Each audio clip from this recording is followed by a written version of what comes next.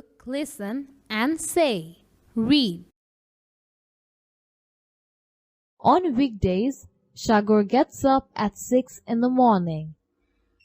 He and his grandfather read some stories in Bangla and English. Then he and his sister have breakfast at 8 o'clock. Sagar gets dressed after breakfast and leaves for school at 9 o'clock because school starts at 10 o'clock. In the evening, Sagar does his homework. He loves Bangla. It is his favorite subject. After he does his homework, Sagar spends time with his grandparents. He and his family have dinner at 9 p.m. Then he goes to bed at 10 p.m.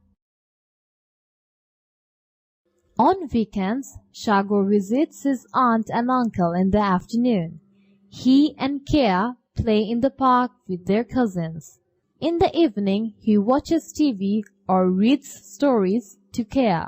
At night, he goes to bed at 11 o'clock. Do activity A from your textbook. Read the first paragraph from your textbook. Read answers and make questions about Sagar. 1. Answer. Sagar gets up at 6 in the morning. When does Sagar get up? 2. Answer. Sagar gets dressed after breakfast. What does Sagar do after breakfast? 3. Answer. Bangla is Sagar's favorite subject. What is Sagar's favorite subject? Read the second paragraph from your textbook. Answer the following questions.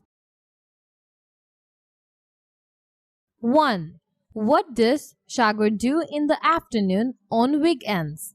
On weekends, Sagar visits his aunt and uncle in the afternoon. 2. What does Sagar do in the evening?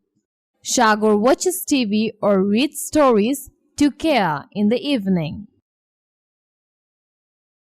Read the sentences. Write T for true or F for false. True, true. False, false, false, false. Do activity B from your textbook. Correct the false sentences from activity B. Write them in your exercise book. School starts at 9 in the morning.